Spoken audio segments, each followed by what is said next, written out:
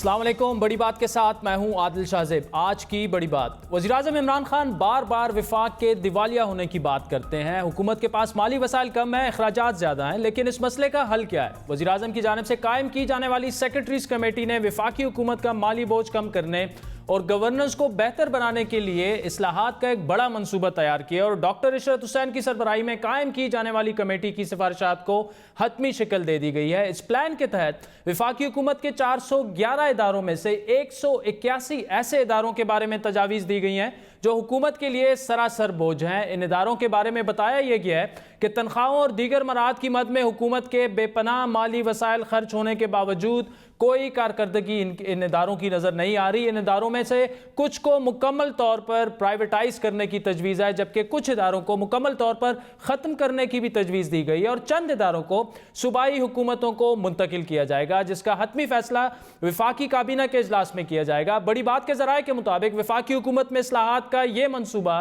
اگلے ہفتے کابینہ کے سامنے پیش کیا جائے گا، جس کے تحت 40 اداروں کو پرائیویٹائز کرنے کی سفارش کی گئی ہے۔ ان اداروں میں سب سے اہم ادارے پاکستان انٹرنیشنل ایئر لائن یعنی PIA، Pakistan steel mills, Pakistan state oil PSO، اس کے علاوہ PTDC کے تحت پاکستان بھر کے تمام ہوٹلز، سوئی ناردرن گیس پائپ لائن، اس کے علاوہ سوئی سدرن گیس پائپ لائن سمیت بڑے شہروں میں بجلی کی ترسیل کرنے والی کمپنیز جنہیں ڈسکوز کے نام سے جانا جاتا ہے وہ بھی شامل ہیں۔ یاد رہے کہ یہ تمام ادارے پرائیویٹائز کرنے کی سفارش کی گئی ہے، جسے ابھی وفاقی کابینہ نے حتمی شکل دینی ہے، لیکن اہم سفارشات ہیں جن پر وزیراعظم کی خصوصی ہدایات پر 40 سے زیادہ وزارتوں کے سیکرٹریز نے تجاویز کو حتمی شکل دے دی ہے۔ ان اہم اداروں کی نشکاری ایک متنازع معاملہ ہے، لیکن اس کے ساتھ ساتھ پرنٹنگ کارپوریشن اور اس کے علاوہ فرسٹ وومنگ بینکس، زرعی ترقیاتی bank, SME bank, state life corporation, heavy mechanical complex, Pakistan tourism development corporation کی نجکاری کی بھی سفارش کی گئی ہے۔ کمیٹی نے کم از کم 10 وفاقی اداروں کو مکمل طور پر ختم کرنے کی سفارش بھی کی ہے، جس میں ٹرسٹ بورڈ، اس کے علاوہ پاکستان ہاؤسنگ اتھارٹی بھی شامل ہے۔ سوال یہ ہے کہ ایسے منصوبے پہلے بھی بنائے گئے ہیں۔ PIA، سٹیل مل جیسے ادارے جو سالہ سال سے اربوں روپے خسارے کی وجہ سے قومی خزانے پر ایک بڑا بوجھ ہے، ان کی نشکاری کی باتیں پہلے بھی کی جاتی رہی ہیں، لیکن سیاسی مخالفت اور سرکاری ملازمین اور یونینز کا احتجاج ہمیشہ آڑے آ جاتا ہے۔ کیا اس بار حکومت نشکاری اور اصلاحات لانے کے منصوبے پر عمل کر پائے گی؟ کیونکہ اس وقت تحریک انصاف کو پہلے ہی پنجاب اور خیبر پختونخوا میں سرکاری ہسپتالوں میں اصلاحات کے منصوبے پر ڈاکٹرز کے شدید رد عمل کا سامنا ہے۔ اہم سوال یہ ہے کہ اس اصلاحاتی منصوبے کی مزید تفصیلات کیا ہیں؟ جانیں گے۔ نمائندہ خصوصی ریاض الحق اس وقت ہمارے ساتھ موجود ہیں۔ جی ریاض، یہ بہت بڑا ایک منصوبہ دکھائی دے رہا ہے، کچھ 181 اداروں کی بات ہو رہی ہے جو پرفارم نہیں کر پا رہے، گورنمنٹ پر وہ بہت بڑا بوجھ ہے، اور جس طرح سے اب IMF سے بھی بیل آؤٹ پیکج جو ہے وہ سائن ہونے جا رہا ہے، اور وہ بھی بار بار یہی بات کی جا رہی ہے کہ حکومت اپنے اخراجات کم کرے، لیکن یہ اخراجات کیسے کم ہوں گے؟ یہ 181 ادارے جو ہیں 3 مختلف کیٹیگریز میں انہیں تقسیم کیا جائے گا، کیا تفصیلات ہیں، کیا ہونے جا رہا ہے؟ جی بالکل، ڈاکٹر عشرت حسین سے میری 2 دن قبل بات ہوئی، اور کل بھی میری ان سے بات ہوئی تھی کہ پرائم منسٹر صاحب سے آپ کی جو میٹنگ ہوئی پیر کے دن، تو اس میں آپ کی ریفارمز کے حوالے سے کیا بات ہوئی؟ کیونکہ ہم ایک ڈوزیر ڈسکس کر رہے تھے جس کی ہم نے آج سٹوری تفصیل سے بیان کی، تو انہوں نے کہا کہ جی بالکل انسٹیٹیوشنل جو ریفارمز ہیں اس پر پرائم منسٹر صاحب سے بات ہوئی، اور جو بنیادی مقصد اس کا یہ تھا، اس رپورٹ میں بھی درج ہے کہ ایسے بہت سے ادارے ہیں وفاق پہ جو صرف بوجھ بنے ہوئے ہیں، جو صرف تنخواہیں دینے اور کرائے کی عمارتیں دینے کا باعث بن رہے ہیں، اور اس کے علاوہ کچھ بھی نہیں بن رہے۔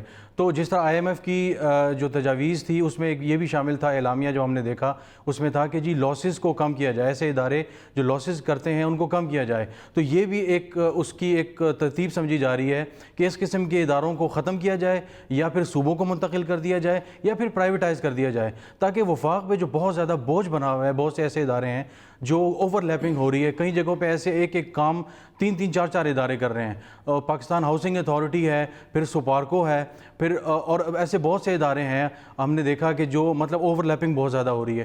تو یہ ڈاکٹر عشرت کا کہنا تھا کہ یہ بہت اہم نقطہ ہے کہ ہم نے اوور لیپنگ کو ختم کرنا ہے، اور جو غیر ضروری طور پہ جو وفاقی حکومت پہ بوجھ بنے ہوئے ہیں، مالی طور پہ بھی اور انفراسٹرکچر کے طور پہ بھی خواہ مخواہ پہ جو ایک بوجھ بنے ہوئے ہیں، اس کو ہم نے ختم کرنا ہے، تاکہ اداروں میں گڈ گورننس اور ایفیشنسی کو امپروو کیا جائے. ٹھیک ہے ریاض، یہ بتائیں یہ جو 3 کیٹیگریز میں ان اداروں کو جو کہ پرفارم نہیں کر پا رہے اور حکومت پر بوجھ بنے ہوئے ہیں سالہ سال سے، 3 مختلف کیٹیگریز میں ان کو تقسیم کیا گیا ہے، تو یہ کیٹیگریز ایک تو ہیں کیا؟ دوسرا یہ کہ کیا ہمارے پاس یہ معلومات ہیں کہ کون سے ایسے قومی ادارے ہیں جو پرائیویٹائز ہونے جا رہے ہیں؟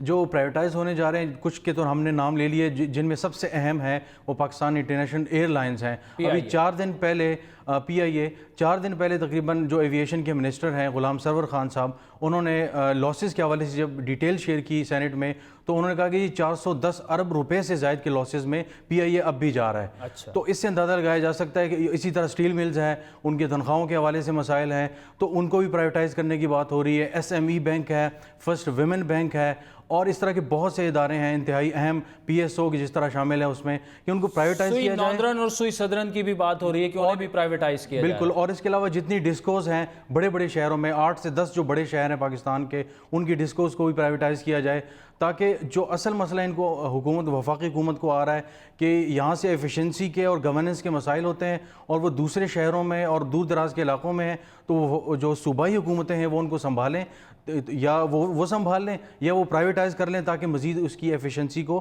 امپروو کیا جا سکے. ٹھیک ہے ریاض، یہ پرائیویٹائز کرنے کی جب ہم بات کرتے ہیں، ماضی میں بھی کئی اداروں کو پرائیویٹائز کیا گیا اور اس سے کنٹروورسیز بھی بنی کہ جی اپنے لوگوں کو فرنٹ مین بنا کے اور ایسے اداروں کو جو ہے وہ کوڑیوں کے دام بیچ دیا جاتا ہے. تو اس کے اس چیز کو مد نظر رکھتے ہوئے کیا اس میں شفافیت ہوگی، ٹرانسپیرنسی ہوگی؟ اس کے لیے گورنمنٹ کا کیا پلان ہوگا؟ کیونکہ اپوزیشن کی جانب سے کڑی تنقید کی جائے گی کہ آپ 181 ادارے جو ہیں وہ ایک گو میں یا تو ختم کر دیں یا پرائیویٹائز کر دیں یا صوبوں کے حوالے کر دیں. یہ انتہائی اہم سوال ہے، اور ان تمام اداروں کے جب نام سامنے آتے ہیں تو ان میں مطلب پچھلے دنوں سینٹ میں جب PIA کے ہیڈ کوارٹرز کو کراچی سے اسلام آباد شفٹ کرنے کی بات ہوئی تو اس پہ بہت زیادہ پاکستان پیپلز پارٹی اور نون لیگ کی طرف سے اپوزیشن آئی. سینیٹر مشاہد اللہ، شہری رحمان اور اظہر ربانی نے انتہائی سختی سے مخالفت کی. تو اس سے صرف اندازہ لگا لیں کہ صرف ہیڈ کوارٹر شفٹ ہو رہا ہے تو اتنی مخالفت ہو رہی ہے. جب ان اداروں کو پرائیویٹائز کرنے کی بات ہوگی تو وہ بات کس حد تک جائے گی، جس میں ٹرانسپیرنسی کی بھی بات ہوگی اور جس میں ان اداروں کی جو پروونسز میں موجود ہیں اس حوالے سے یہ ایک بہت پیچیدہ مرحلہ ہے.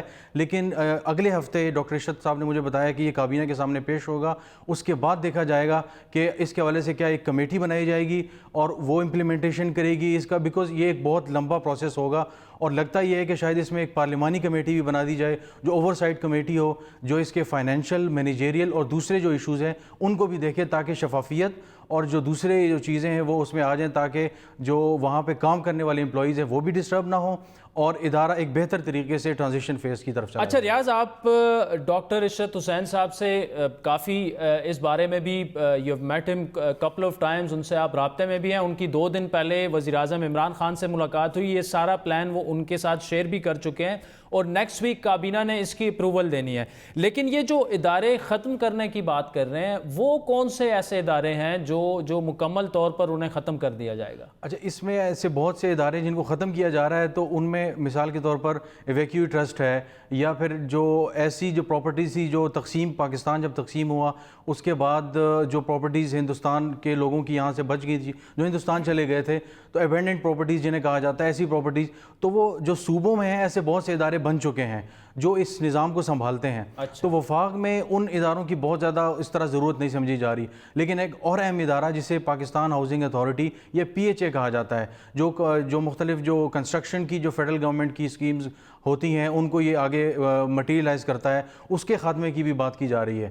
تو یہ بہت اہم فیصلے ہیں، لیکن وہی ہے سب سے اہم نقطہ یہ ہوگا کہ کیسے اس کو آگے لے کے جایا جائے گا جس میں اپوزیشن بھی نہ ہو، اور دوسری ایک ایسے طریقے سے کیا جائے تاکہ جو مزدور اور جو کام کرنے والے جو اس میں لوگ ہیں، یونینز ہیں، ان کا بھی جو ہے حق تلفی کا معاملہ نہ ہو. ٹھیک ہے. اچھا ریاض، آخری سوال آپ سے کہ یہ تمام تجاویز کس نے پیش کی ہیں؟ یہ کمیٹی کب بنی، کس کی سربراہی میں بنی، اور یہ فائنل تجاویز جو ہیں یہ پرائم منسٹر صاحب کے سامنے اب پیش کر دی گئی ہیں جو وفاقی کابینہ نے اپروول دینی ہے اور وہ نیکسٹ ویک وہ اپروول ہو جائے گی. لیکن یہ کمیٹی نے کام کس طرح کیا؟ اس میں سیکٹری سارے ڈپارٹمنٹس کے شامل تھے. ڈاکٹر ارشد حسین صاحب کو جب adviser prime minister of Pakistan نے لگایا آن آسٹیریٹی اینڈ جو انسٹیٹیوشنل ریفارمز ہیں، تو اس کے بعد فوراً انہوں نے یہ کمیٹی بنائی اور جس میں سینئر تمام منسٹریز کے جو سیکرٹریز لیول کے اور جوائنٹ سیکرٹری لیول کے آفیسرز ہیں ان کو لگایا کہ فیڈرل گورنمنٹ میں ایسے بہت سے ادارے ہیں جو ہم ریفارمز کرنے کی ضرورت ہے، کیونکہ ڈاکٹر ارشد حسین صاحب اپنی کتاب میں مختلف ریسرچ پیپرز میں بھی یہ لکھ چکے ہیں. مثال کے طور پر انہوں نے ایک دفعہ لکھا کہ ایک آفیسر ہے جو فشریز ڈپارٹمنٹ کا ہے، وہ 22 اداروں میں مختلف لیولز پہ ہے. تو مطلب ڈاکٹر ارشد حسین صاحب اس چیز کے بھی قائل ہیں کہ اداروں پہ بے جا طور پہ بوجھ ہے. تو انہوں نے یہ کمیٹی بنائی، تقریباً یہ دسمبر کے آخر کی بات یہ کمیٹی بنی اور انہوں نے مختلف مرحلے میں تقریباً 4 سے 5 مہینے اس پہ وقت لگایا اور اس کے بعد تمام تجاویز سامنے آئیں اور تمام منسٹری سے جو تجاویز آئیں اس میں یہ ساری چیزیں شامل ہیں. تقریباً ہمارے پاس یہ موجود ہے 26 صفحوں کا یہ ڈوزیر ہے، اس میں بڑی تفصیل سے انہوں نے لکھا ہے کہ کیسے اداروں کو یا تو صوبوں کو منتقل کر دی جائے یا پرائیویٹائز کر دیا جائے یا پھر ختم کر دیا جائے یا پھر ان کو ٹرانسفارم کر دیا جائے، اٹونمس بنا دیا جائے. ٹھیک، ریاض الحق بہت بہت شکریہ، thank you so much for joining اس. ناظرین وقت ہوئے چاہتا ہے ایک بریک کا، جس کے بعد بات کریں گے خیبر پختونخوا کی، جہاں وزیر صحت اور ڈاکٹرز آمنے سامنے آ چکے ہیں. بندوقیں جو ہیں وہ نکل آئی ہیں، پرتشدد واقعات ہو رہے ہیں. یہ معاملات کیا ہیں، ہمیں جوائن کریں گے شوکت یوسفزئی صاحب، صوبائی وزیر اطلاعات ہیں، ہمارے ساتھ رہیے.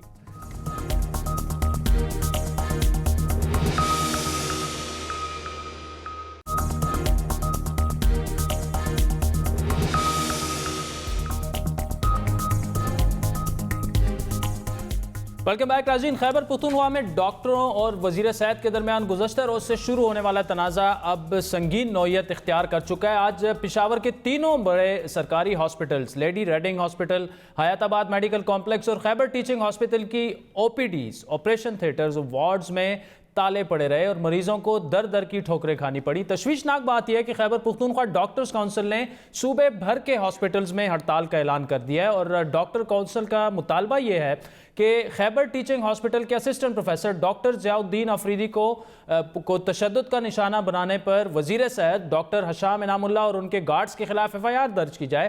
یاد رہے کہ گزشتہ روز خیبر ٹیچنگ ہاسپٹل کے ڈاکٹر ضیاء الدین کو مبینہ طور پر وزیر صحت اور ان کے گارڈز نے تشدد کا نشانہ بنایا، جس کے بعد اسپتال کے تمام ڈاکٹرز نے کام بند کر دیا تھا، جبکہ 5 ڈاکٹرز مقامی تھانے میں FIR کٹوانے گئے تو ان کو وہاں بھی تشدد کا نشانہ بنایا گیا. دوسری جانب خیبر ٹیچنگ ہاسپٹل کی انتظامیہ نے اپنے ہی ایسوسیٹ پروفیسر ڈاکٹر ضیاء الدین افریدی کے خلاف مقدمہ درج کر لیا ہے. مقدمہ ہاسپٹل کے ڈائریکٹر کی مدیت میں درج کیا گیا، جس میں یہ کہا گیا ہے کہ اسپتال کی پالیسی بورڈ میٹنگ کے دوران ڈاکٹر ضیاء الدین دیگر افراد کے ہمراہ داخل ہوئے، جہاں موجود وزیراعظم عمران خان کے کزن ڈاکٹر نوشروان برکی کو نہ صرف انہوں نے دھمکیاں دی بلکہ ان پر انڈے بھی پھینکے گئے. تفصیلات کے مطابق ڈاکٹر نوشروان برکی صوبے میں شعبہ صحت میں اصلاحات کی ٹاسک فورس کے سربراہ ہیں. عمران خان صاحب کے وہ کزن ہیں. ہر سال وہ امریکہ سے پاکستان آتے ہیں. ڈاکٹر ضیاء الدین سے تنازع کے بعد ڈاکٹر نوشروان برکی کی درخواست پر وزیر صحت ڈاکٹر ہشام انعام اللہ ہسپتال پہنچے. انہوں نے ڈاکٹر ضیاء الدین سے ملاقات کی، لیکن یہ ملاقات پرتشدد لڑائی میں تبدیل ہو گئی. وزیر صحت نے یہ دعویٰ کیا کہ ڈاکٹر نے ان پر بھی حملے کی کوشش کی. جو مہمان ہمارے آئے تھے نوشروان برکی صاحب، ان پہ جو یہ بزدلانہ حملہ انہوں نے کیا، اس کی میں بہت مذمت کرتا ہوں. جہاں تک میری بات ہے، الحمدللہ میرے جو لوگ تھے میرے ارد گرد، جو محافظ تھے، سب سے بڑا محافظ اللہ ہے، انہوں نے میری جان بھی بچائی. یہ 2 3 4 جو یہ گروپ بنے ہیں جو کہ یہ غنڈہ گردی کرتے ہیں، I give them a very clear message کہ اس کے بعد ان کی ایک حرکت بھی برداشت نہیں کی جائے گی، نہ ہم کسی کی غنڈہ گردی اس کے بعد مانیں گے، اور we will take strict action and we will take action that is exemplary. دوسری جانب وزیر اعلیٰ خیبر پختونخوا نے بھی معاملے کا نوٹس لے کر انکوائری کا حکم تو دے دیا، لیکن سوال یہ ہے کہ پہلے تو ایک ڈاکٹر ہو کر ضیاء الدین صاحب کو نوشروان برکی پر انڈے پھینک کر تنازع کا آغاز نہیں کرنا چاہیے تھا. دوسرا اہم نقطہ یہ ہے کہ جب وزیر صحت کو معاملہ ختم کرانے کے لیے ہاسپٹل بلایا گیا تو انہیں بطور وزیر معاملے کو سلجھانا چاہیے تھا، نہ کہ اپنے اسلحہ بردار گارڈز کو اندر لا کر ڈاکٹرز کو تشدد کا نشانہ وہ بناتے. حکومت، اسپتال انتظامیہ اور ڈاکٹرز کے درمیان تناؤ کا سب سے زیادہ نقصان وہ مریض اٹھا رہے ہیں جو نجی اسپتالوں سے علاج کرانے کی سکت نہیں رکھتے اور دور دراز علاقوں سے سفر کر کے وہ پشاور پہنچتے ہیں. اس تنازع کو نمٹانے کے لیے حکومت کیا اقدامات کر رہی ہے، بات کریں گے. صوبائی وزیر اطلاعات شوکت یوسفزئی صاحب ہمارے ساتھ موجود ہیں. شوکت صاحب، یہ معاملہ کیا ہے؟ اگر تو ڈاکٹر ضیاء الدین کے بارے میں شکایت تھی کہ انہوں نے نوشروان برقی صاحب کے اوپر انڈے پھینکے تو وزیر صحت کو معاملہ سلجھانا چاہیے تھا، نہ کہ اپنے اسلحہ بردار لوگوں کو لے کر ڈاکٹرز پر حملہ آور ہوتے۔ بسم اللہ الرحمن الرحیم۔ دیکھیں جی، میں سمجھتا ہوں کہ doctor community cream of the nation ہم اس کو کہتے آ رہے ہیں، اور میں سمجھتا ہوں کہ سب سے قابل جو دماغ ہوتا ہے، قابل لوگ ہوتے ہیں، وہ ڈاکٹری کی طرف جاتے ہیں، اور بڑی عزت ہے ان کے معاشرے میں، اور یہ کیونکہ خدمت کرتے ہیں عوام کی۔ تو یہ جو اسپیسیفک واقعہ ہوا ہے اس پہ ہم سب کو افسوس ہے، لیکن یہ دیکھتے ہیں کہ جب سے ہماری گورنمنٹ آئی ہے انہوں نے کیا اصلاحات کیے، کیا ڈاکٹروں کے لیے کیا کیا مراد دی، وہ اگر آپ سارے ایک ایک گن کے آپ سامنے آئے تو آپ کو اندازہ ہو جائے گا کہ سب سے زیادہ اگر سروس اسٹرکچر ہوئے، صرف ڈاکٹروں کا ہی نہیں، نرسنگ سٹاف کا بھی میں کہوں گا کہ سب سے زیادہ جو مراد دی گئی ہیں وہ ڈاکٹروں کی۔ انہوں نے جو ڈیمانڈ کیا وہ صوبائی حکومت نے دیا، ان کے جتنے بھی مطالبات تھے وہ سب ہم نے مانے۔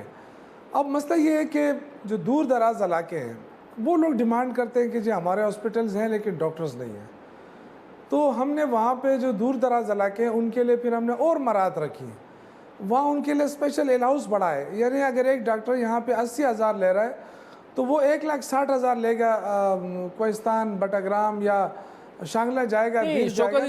دیکھیں آپ اصلاحات کی یہاں پہ ذکر کر رہے ہیں صحت کے شعبے میں، وہ یقیناً اچھی ہوں گی، لیکن یہاں معاملہ بالکل دوسرا ہے۔ کیا طاقت کے بغیر یہ معاملہ حل نہیں ہو سکتا تھا؟ وزیر صحت جو صوبائی حکومت کے نمائندے ہیں، اگر ان کی طرف سے اس قسم کا رویہ سامنے آتا ہے، اگر وہ قانون کو ہاتھ میں لے کر ڈاکٹرز کے ساتھ معاملات حل کر رہے ہیں، یہ سراسر غلط ہے۔ نہیں دیکھیں، اس میں کافی ڈاکٹرز ہیں جو بڑے اچھے سلجھے ہوئے ہیں اور جو بات سمجھتے بھی ہیں، بات کرتے ہیں، ڈائلاگز ہوتی ہیں۔ یہ ابھی سے نہیں، شروع سے جب بھی ڈاکٹر مختلف تنظیمیں ہیں ان کے ساتھ، جب بھی ان کا ایشو آتا ہے یہ ہم بیٹھتے رہیں ان کے ساتھ، نیگوشیشن کرتے رہیں، ان کے ہر مطالبات ہم مانتے رہیں۔ لیکن یہ جو اسپیسیفک واقعہ ہوا ہے اس کا تو دیکھیں برقی صاحب، میں یہ نہیں کہوں گا کہ کسی کے رشتہ دار ہے نہیں ہے، لیکن 80 سال 85 سال کی عمر کے وہ شخص ہیں، اور وہ بغیر تنخواہ کے وہ اس صوبے کے لیے کام کرنا چاہتے ہیں۔ وہ آتے ہیں، وہ بیٹھتے ہیں، یہ جو ڈاکٹر ہیں صاحب ہیں وہ ان سے کہتا ہے کہ جی میں آپ سے ملنا چاہتا ہوں۔ انہوں نے کہا کہ جی جیسے ہی بورڈ کی میٹنگ ختم ہو جائے میں آپ کے ساتھ بیٹھ جاؤں گا، کیونکہ بورڈ کی میٹنگ ہو رہی تھی۔ تو وہ صاحب واپس گیا، اس نے کوئی انڈے لے کر آئے اور انڈے ان پہ پھینکے، اور ظاہر ہے اتنا بڑا آدمی، اتنا بڑا ڈاکٹر جو امریکہ سے صرف پاکستان کی خاطر آتا ہے، اور ہمارا مہمان ہے، اور میں آپ کی پوری بات کر لوں۔ دیکھیں شوکت صاحب، اس میں کوئی دو رائے نہیں ہے کہ اگر ڈاکٹر ضیاء الدین صاحب نے ایسا کیا ہے تو انہوں نے یقیناً غلطی کی ہے اور انہوں نے اپنے پروفیشن سے زیادتی کی ہے، لیکن ان کے خلاف FIR ہو چکی ہے، قانونی کارروائی آپ کریں، انکوائری کرا لیں، لیکن ایسا کرنے کی بجائے آپ وزیر صحت آپ کا آتا ہے، پرائیویٹ گارڈز اور بندوقیں لے کر ڈاکٹروں کو ماریں پیٹیں، آپ یہ آپ اپنے وزیر صحت کا دفاع نہیں کر سکتے، یہاں پر ناممکن ہے وہ میں آپ کو اسی پہ آنا چاہتا ہوں۔ جی میں اسی پہ آنا چاہتا ہوں جی، کیونکہ میں نے آپ سے کہا کہ نوشروان برقی صاحب ہمارے مہمان بھی ہیں اور یہ پختون روایات بھی ہے۔ جب وزیر صحت صاحب کو پتہ چلا کہ ان کے ساتھ ہاسپٹل کے اندر ایک ڈاکٹر نے اس قسم کا ایٹیٹیوڈ اپنایا ہے، تو وہ آئے اور انتظامیہ کو بلا کے انہوں نے پوچھا کہ جی آپ کہاں تھے، کیوں اس طرح کا واقعہ ہوا ایک مہمان کے ساتھ جو ہمارا مہمان ہے، ہماری عزت ہے، اور وہ انہوں نے کہا کہ جی وہ ڈاکٹر تھا، وہ چلا گیا ہے۔ تو یہ وزیر صحت صاحب ہمارے ساتھ بیٹھے تھے، اپنے ساتھ ہی تھے، انہوں نے کہا کہ میں وہاں سے نکل کے اپنی گاڑی کی طرف جا رہا تھا۔ اچھا، جب میں گاڑی کی طرف جا رہا تھا تو تھوڑے آگے چلا تو یہ جو ڈاکٹر صاحب ہے یہ آگے میرے سامنے آنے لگے، وہ کہتا ہے کہ میں نے اپنے دل میں سوچا کہ اگر یہ میرے پاس آیا، اس نے کچھ نہیں کہا تو میں بھی اس سے نہیں پوچھوں گا، میں سیدھا اپنی گاڑی میں جاؤں گا، کیونکہ میں نے انتظامیہ کو کہا ہے کہ اس کا آپ خود ان سے پوچھیں۔ تو کہتے ہیں کہ جب میں اس کے پاس سے گزرنے لگا تو وہ آ کے میری ناک کے ساتھ ناک ملا کے مجھے کہتا ہے، اور جس انداز سے کہتا ہے کہ مجھے اس نے یعنی دھکا دینے کی کوشش کی، اور اس نے جو الفاظ استعمال کیے وہ میں الفاظ استعمال نہیں کر سکتا۔ جو الفاظ اس نے استعمال کیے اس میں میں نے ایک تھپڑ ہی اس کو مارنا تھا، کیونکہ کوئی بھی آدمی جو ہے وزیر صحت ہو کر وہ تھپڑ کیسے مار برداشت نہیں کر سکتے. آپ ہیلتھ منسٹر ہیں. نہیں شوکت صاحب دیکھیں بات یہ ہے برکی صاحب مہمان ہیں اس میں دو رائے نہیں ہے, لیکن وزیر صحت صاحب ریاست کی نمائندگی کرتے ہیں. اگر ان کو ڈاکٹر نے کسی نے برا بھلا کہا تو ان کو برداشت کرنا چاہیے تھا, وہ وہاں پر معاملہ حل کرانے گئے تھے. دوسرا یہ کہ کیمروں کے سامنے اگر وزیر صحت صاحب ایسا رویہ اپنائیں گے جسے آپ جسٹیفائی نہیں کر سکتے, تو اب جو انکوائری آگے ہو رہی ہے, وزیر اعلیٰ صاحب نے جو انکوائری بورڈ ایک بنا دی ہے کمیٹی, اگر اس میں وزیر صحت صاحب بھی ذمہ دار آ جاتے ہیں, ان کو ذمہ دار ٹھہرا دیا جاتا ہے, تو ان کے خلاف کیا کارروائی ہوگی؟ آج پشاور کے 3 بڑے ہاسپٹل بند تھے, اگر یہ ہڑتال صوبے کی طرف چلی جاتی ہے, مریض کیا کریں گے؟ دیکھیں اب ان کی غلطی کیا تھی اب مجھے تو نہیں پتا ہے, آپ بتا سکتے ہیں, کیونکہ ایک آدمی اگر اس طرح سامنے آ کے وزیر صحت کو بندوقیں تان کر ڈاکٹرز کو مار رہے ہیں, اور کیا غلطی ہو سکتی ہے؟ تو یہ آخری حد ہوتی ہے. دیکھیں ہر چیز کی ایک لیمیٹیشن ہوتی ہے. آپ اپنی بات کریں, آپ اپنی بات بالکل کریں, آپ احتجاج کریں, لیکن میں نے آج تک یہ نہیں دیکھا ہے کہ آپ کسی کو ہاتھ لگا کے اپنی بات منوائیں, کیونکہ آلریڈی آپ نے ایک بدتمیزی کر چکے ہیں. دوسری بدتمیزی آپ یہ کر رہے ہیں کہ آپ سے کوئی پوچھ بھی نہیں رہا ہے, اور آپ الٹا یہ کہ آپ سے کوئی گلہ کرتا, آپ آ کے اس کو ایک وزیر صحت کو آپ دھکا دے کے بات کرتے ہیں. تو دیکھیں یہ میں نہیں سمجھتا, بہت سارے لوگ برداشت کر سکتے ہوں گے, لیکن اس طرح یہ شوکت صاحب سوال بالکل سادہ سا ہے. دیکھیں اگر تو ڈاکٹر نے زیادتی کی تھی ضیاء الدین افریدی نے, یہ بات انکوائری میں ثابت ہو جائے گی. اگر وہ قصوروار ہیں ان کے خلاف آپ تادیبی کارروائی کریں, لیکن وزیر صحت کے خلاف اگر یہ ثابت ہو جائے کہ انہوں نے غیر ذمہ داری سے کام لیا ہے وہاں پر, تو کیا ایکشن لیں گے؟ میں ریپیٹ کر رہا ہوں اپنا سوال. دیکھیں میں آپ سے عرض کروں کہ وزیر صحت اکیلے نہیں تھے, ان کے ساتھ ان کے جو ہاسپٹل کا عملہ تھا وہ سارا وہاں موجود تھا, ڈاکٹرز وہاں موجود تھے, وہ سارے اس کے گواہ ہیں کہ جس طریقے سے وہ خود ڈاکٹر کہتے ہیں کہ جو ایٹیٹیوڈ اس ڈاکٹر نے اپنایا, کہتے ہمیں غصہ چڑھ رہا تھا کہ یہ کیا کر رہا ہے. تو دیکھیں میں ایک عرض کرتا ہوں کہ میں خود ہیلتھ منسٹر رہا ہوں, بہت سارے اچھے ڈاکٹرز ہیں, یہ لیڈرشپ بھی ہوتی ہے, لوگ اپنی بات بھی منواتے ہیں, لیکن کبھی میں نے یہ نہیں دیکھا ہے کہ آپ وزیر صحت کو دھکے دے کے اپنی بات منوائیں. دیکھو کوئی ہر چیز برداشت نہیں ہو سکتی ہے نا میرے بھائی, دیکھیں عزت ہوتی ہے, سارے لوگ دیکھتے ہیں. یہ شوکت صاحب آپ جو کہہ رہے ہیں اس میں کوئی دو رائے نہیں ہے. میں اپنا سوال پھر ریپیٹ کرتا ہوں, اگر انکوائری ہو جاتی ہے اور ڈاکٹر صاحب کے ساتھ وزیر صحت بھی قصوروار ہوتے ہیں, تو ان کے خلاف کیا ایکشن لے گی صوبائی حکومت؟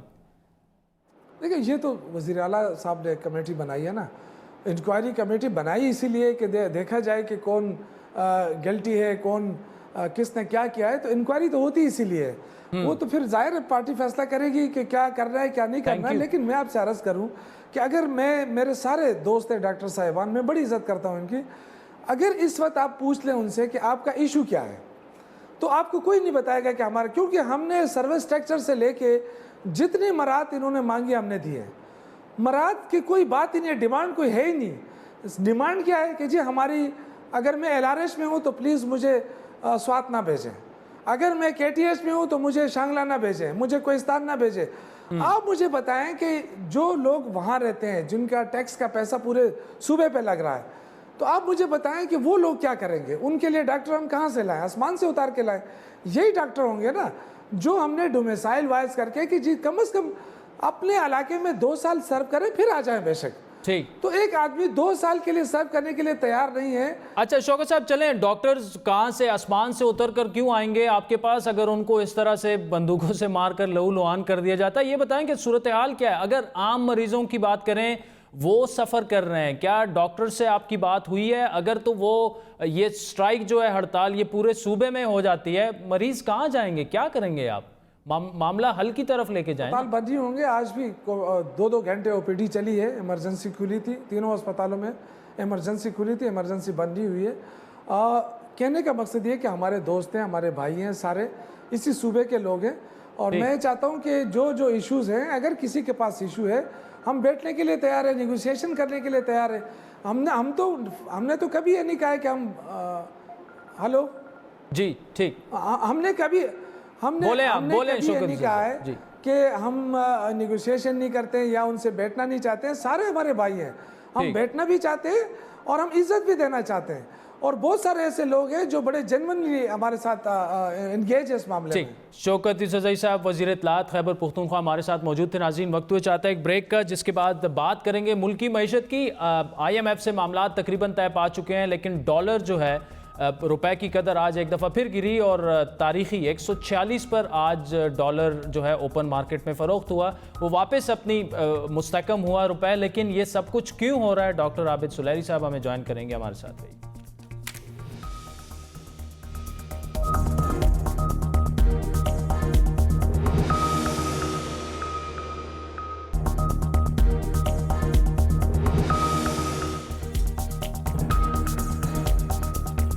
ویلکم بیک ناظرین. مسلم لیگ نون کے بعد تحریک انصاف کو بھی لاہور ہائی کورٹ سے ایک بڑا عدالتی ریلیف مل چکا ہے. سابق صوبائی وزیر پنجاب عبدالعلیم خان کو گرفتاری کے 3 ماہ بعد لاہور ہائی کورٹ سے آخرکار آج ضمانت ملی، جنہیں 6 فروری کو نیب نے مبینہ طور پر آمدن سے زیادہ اثاثے بنانے کے الزام میں گرفتار کیا تھا. اہم بات یہ ہے کہ آج تحریک انصاف کے رہنما نیب کے قانون کے خلاف وہی باتیں کر رہے ہیں، وہی تنقید کر رہے ہیں جو اب تک مسلم لیگ نون اور پیپلز پارٹی کی جانب سے کی جاتی تھی.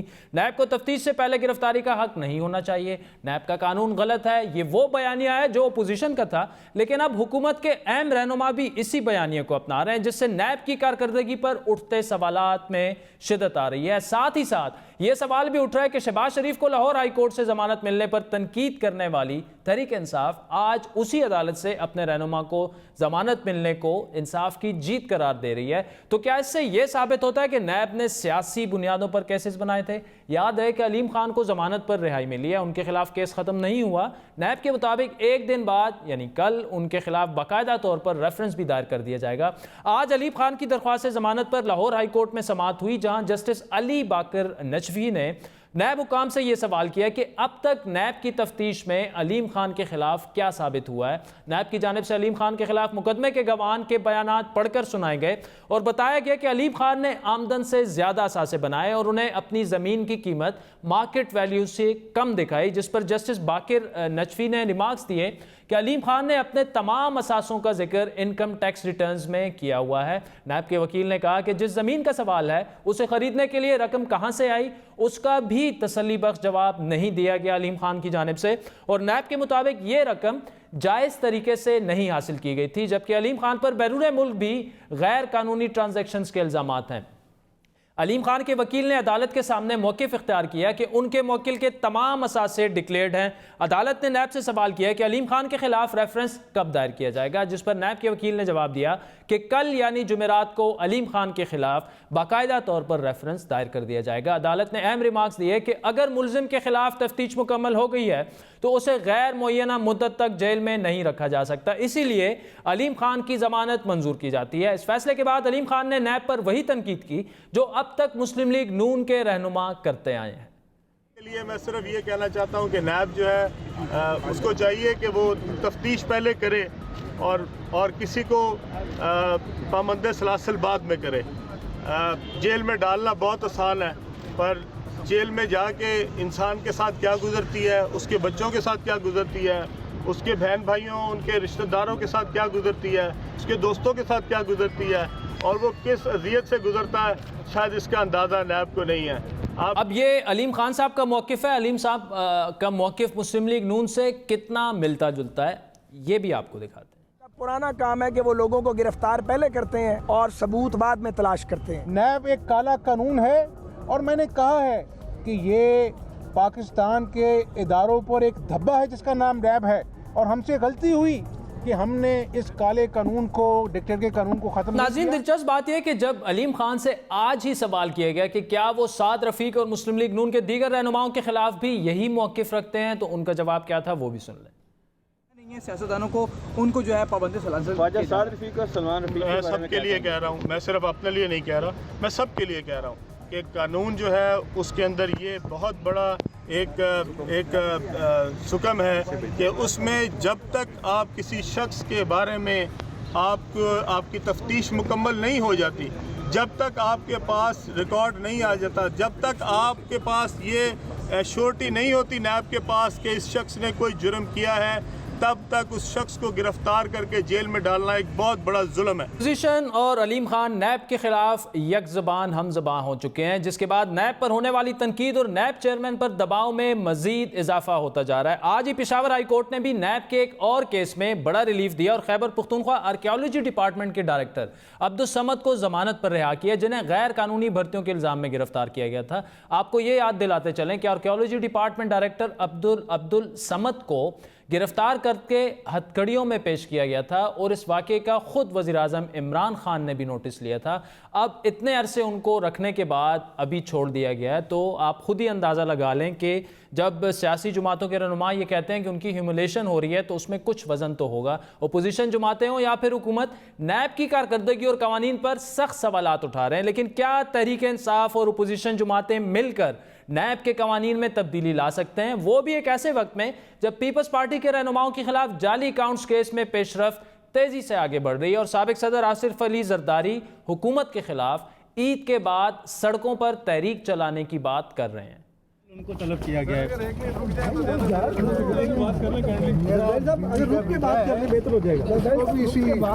अंगारों पे चलना है, क्या सारी इकट्ठी होकर इतने केसेस क्यों बन रहे हैं, आप क्या समझ रहे हैं?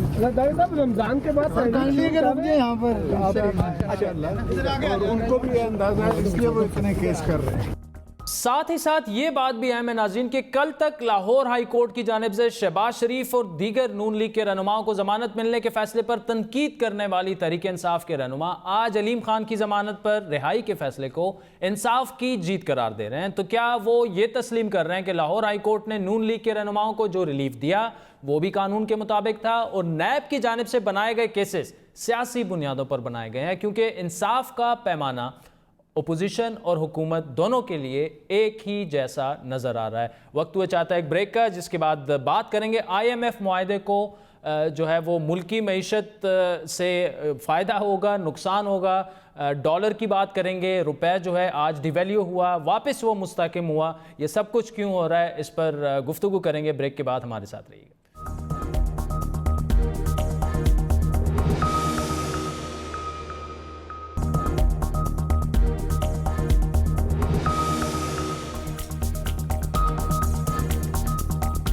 वेलकम बैक नाज़रीन। हुकूमत के IMF से मुज़ाकरात और मुमकिना मुआहदे के बाद जिस महंगाई में इजाफे के खदशात का इज़हार किया जा रहा था, उसके आफ्टर शॉक्स आना शुरू हो चुके हैं। आज मुल्क की तारीख में पहली बार डॉलर अपनी बुलंद तरीन सतह पर गया। ओपन मार्केट में रुपए की कदर में कमी के बाद $1 146.25 तक जा पहुंचा।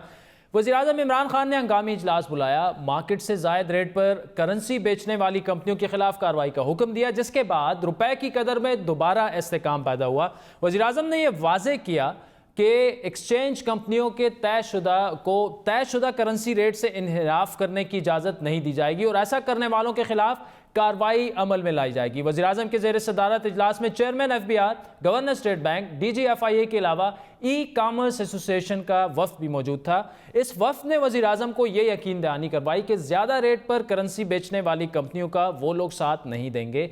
दूसरी जानिब माशी माहिरीन डॉलर और रुपए की कदर में इस अचानक और परेशान कुन रद्दोबदल को IMF की शराइत से भी जोड़ रहे हैं। माहिरीन के मुताबिक IMF की हिदायत पर एक्सचेंज रेट को फ्री करने यानी फ्री फ्लोट करने की खबरों पर मार्केट से अमरीकी डॉलर्स गायब हो रहे हैं। IMF की मुमकिना शराइत के तनाजुर में डॉलर की तलब में भी इजाफा हुआ है, जबकि लोगों ने बड़े पैमाने पर खरीदारी डॉलर्स की शुरू कर दी है।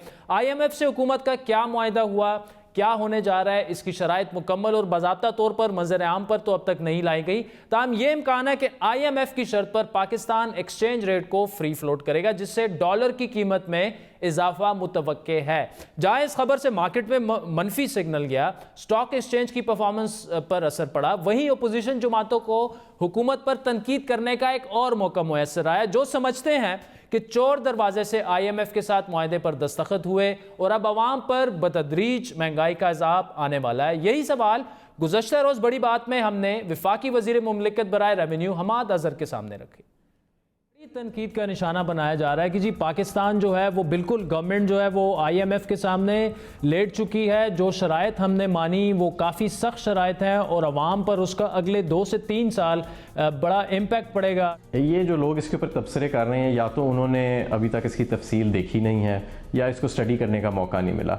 माजी की जो अगर आप देखें जो IMF के प्रोग्राम्स हुए हैं 33% پچھلا جو اسحاق ڈار صاحب کا IMF پروگرام تھا اس میں 33% اپ فرنٹ بجلی کا ٹیرف بڑھا دیا گیا تھا. ہم نے جو معاہدہ کیا اس کے اندر ہم نے یہ منوایا ہے کہ بجلی اور گیس میں جو ہمارا لوور انکم گروپ کے کنزمپشن پیٹرنز ہیں ان کو ہم تحفظ دیں گے. لیکن احمد صاحب آپ اس سے انکار نہیں کر سکتے کہ عوام پر بوجھ پڑنے والا ہے. پہلے نہیں تھی, عوام پر تو بوجھ پڑنے والا ہے نا. نہیں, عوام کے دیکھیں جب آپ کے خسارے بہت زیادہ ہو.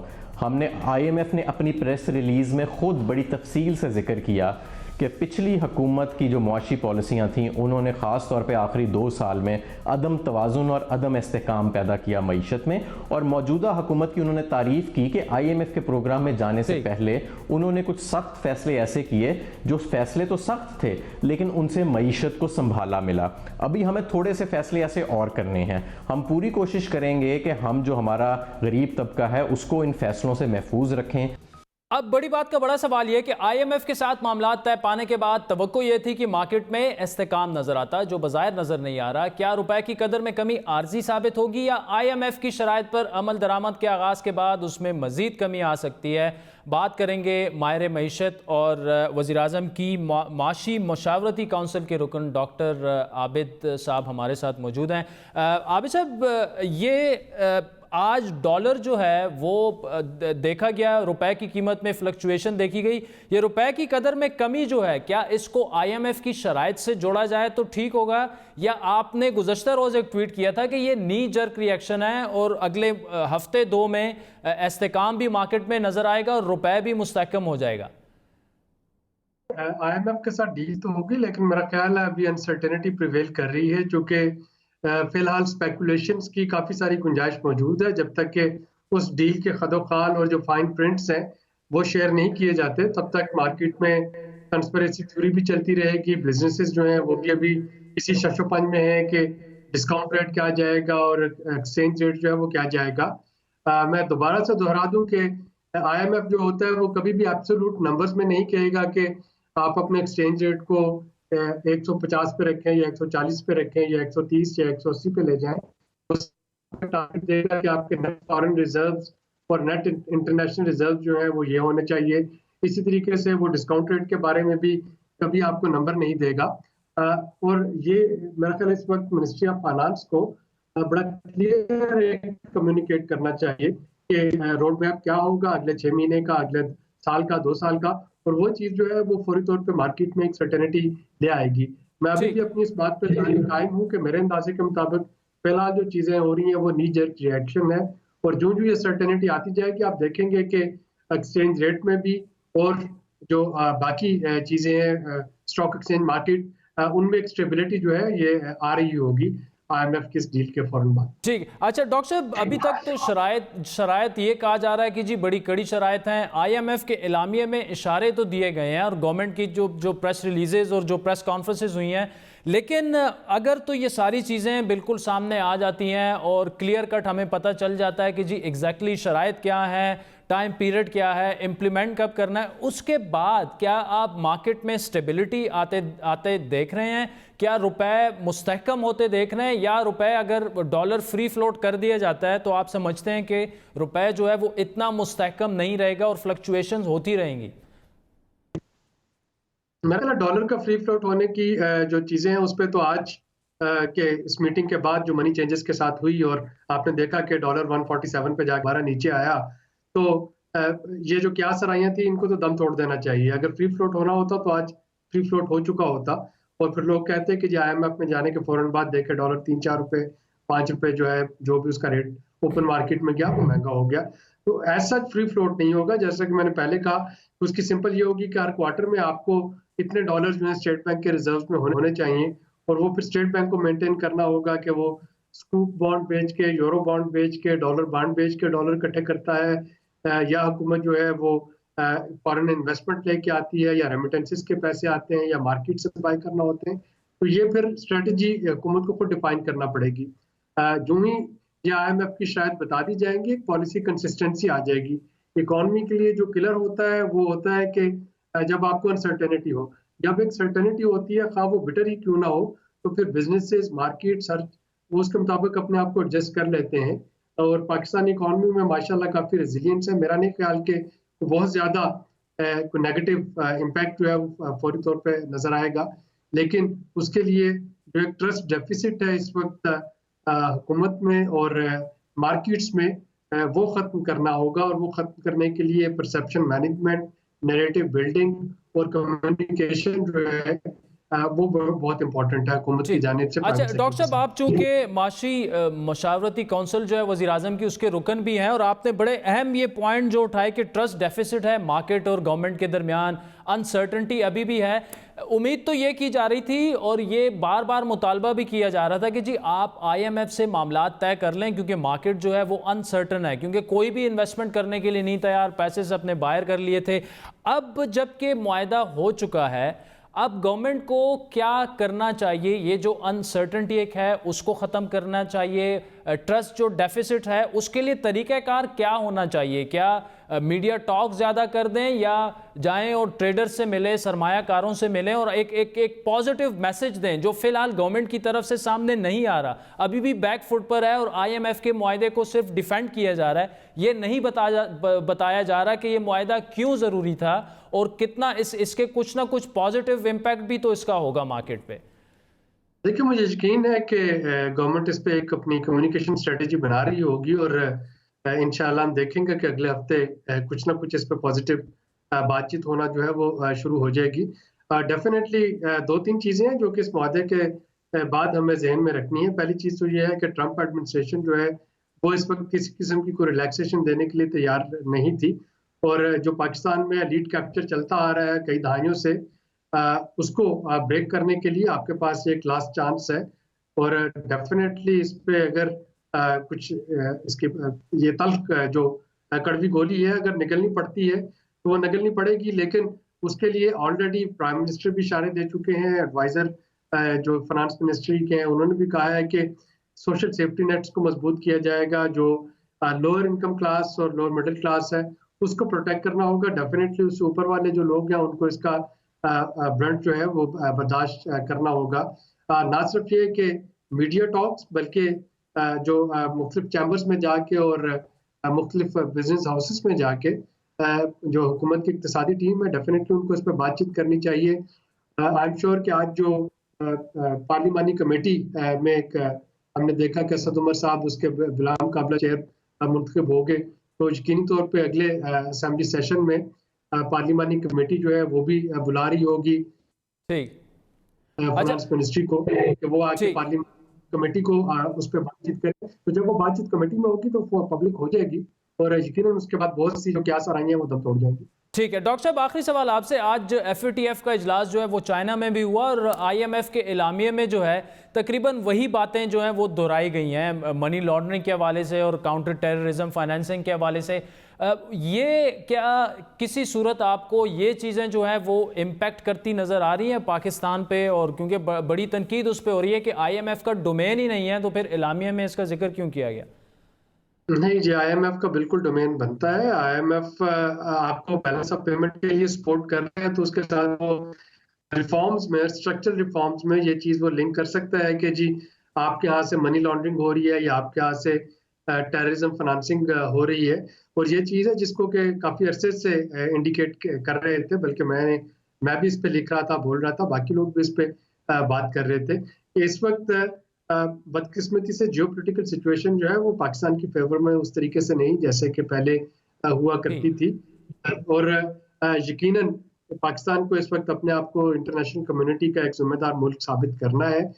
حکومت پاکستان آلریڈی بہت سے اقدامات کر چکی ہے منی لانڈرنگ روکنے کے لیے، نوئنگ یور کسٹمر، اور ٹیررزم فنانسنگ کو روکنے کے لیے کئی گرفتاریاں بھی ہوئیں، کئی تنظیموں پہ بین بھی لگے، اور اب یقیناً ان ساری چیزوں پہ ایک نیریٹو، پازیٹیو نیریٹو بلڈ کرنا ہوگا ہمیں، ڈیفینسو ہونے کی بجائے اگریسو ہو کے اس پہ بات کرنا ہوگی کہ یہ پاکستان کے اپنے حق میں ہے، ہماری سرزمین نہ تو دہشت گردی کے خلاف استعمال ہونی چاہیے، نہ ہوتی تھی، اب ہونے بھی نہیں دیں گے، اور منی لانڈرنگ کو روکنا یہ ہمارے اپنے مفاد میں ہے۔